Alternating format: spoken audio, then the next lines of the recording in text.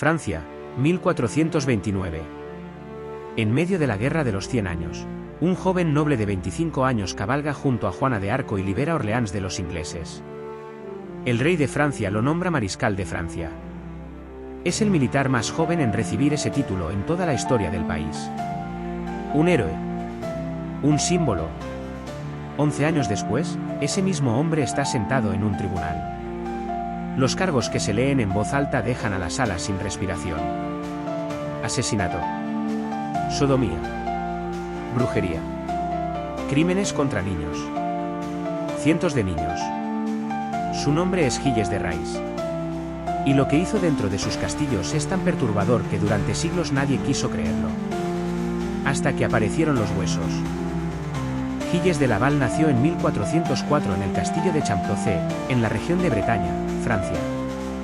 Heredero de dos grandes fortunas, se dice que su riqueza superaba a la del propio rey Carlos VII. Quedó huérfano a los 11 años y fue criado por su abuelo materno, Jean de Craon, un hombre violento y sin escrúpulos que no se preocupó demasiado por inculcarle valores.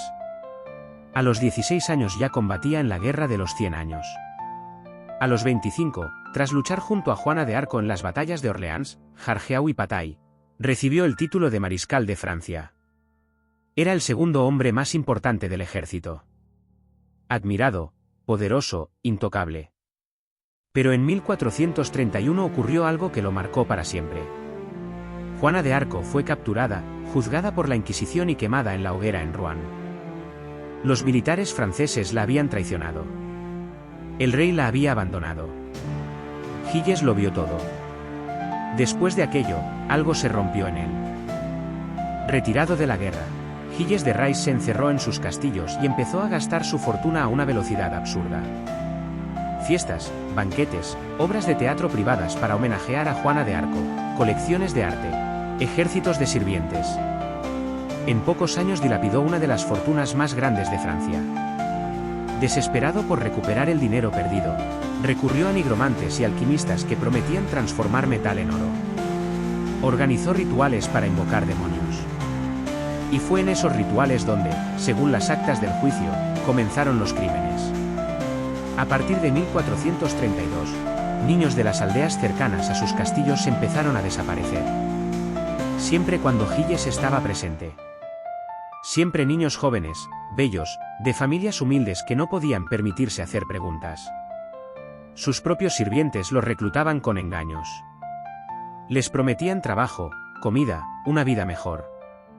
Los padres los dejaban ir sin sospechar nada. Ninguno volvió. Lo que ocurría dentro de los castillos de Gilles de Rais quedó documentado en las actas del juicio de 1440. Las confesiones de sus sirvientes son tan detalladas y específicas que los historiadores las consideran en su mayoría verídicas. Los niños eran llevados a estancias privadas. Gilles abusaba de ellos. Luego los torturaba y los mataba, en muchos casos él mismo. Sus sirvientes declararon que el varón experimentaba mayor placer en el momento de la muerte que en cualquier otro. Que a veces se sentaba sobre los cuerpos agonizantes. Que pedía que le trajeran las cabezas cortadas para contemplarlas. Después, los cuerpos eran quemados en las chimeneas de los castillos y las cenizas enterradas o arrojadas a los fosos. Se estima que las víctimas fueron entre 80 y 200 niños a lo largo de 8 años. Algunos historiadores elevan la cifra a más de 600. Nunca se sabrá el número exacto porque la mayoría de los restos fueron destruidos. Lo que sí se sabe es que durante años nadie hizo nada. Porque nadie podía creer que el héroe de Francia, el compañero de Juana de Arco, fuera capaz de algo así. En septiembre de 1440, el obispo de Nantes y el gran inquisidor de Francia abrieron un proceso contra Gilles de Rais. Los cargos eran herejía, sodomía, apostasía y asesinato de niños. El juicio conmocionó a Francia. Decenas de padres declararon ante el tribunal. Contaron cómo sus hijos habían desaparecido cerca de los castillos del barón. Los sirvientes de Gilles confesaron los detalles de los crímenes. Y el propio Gilles de Rais, ante la sala llena de gente, confesó. Pidió que su confesión fuera leída en francés en lugar de en latín, para que la multitud pudiera entenderla. Describió sus actos sin que nadie lo obligara a entrar en detalles.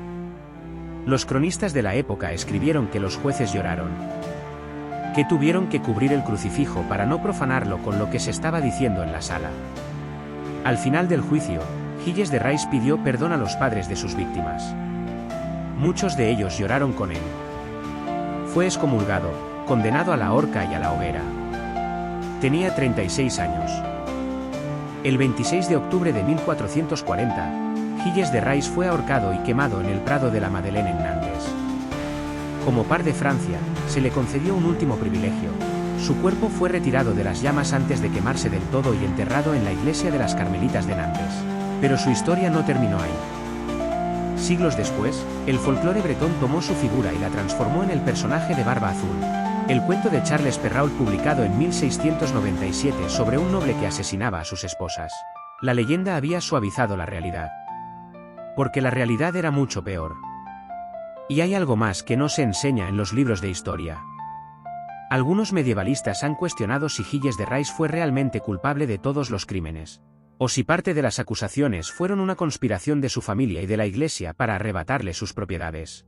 Las confesiones se obtuvieron bajo amenaza de tortura. El proceso fue extraordinariamente rápido para la época. ¿Fue Gilles de Rais el monstruo que describieron? ¿O hubo algo más detrás de su condena? La mayoría de los historiadores creen que fue culpable. Que los testimonios son demasiado detallados y específicos para ser inventados. Que el nivel de depravación descrito en las actas no tiene equivalente en ningún otro proceso inquisitorial de la época. Pero la duda existe. Y en Sombras de Europa, las dudas son parte de la historia. Suscríbete para no perderte el próximo episodio. Porque Europa tiene muchas más sombras por explorar.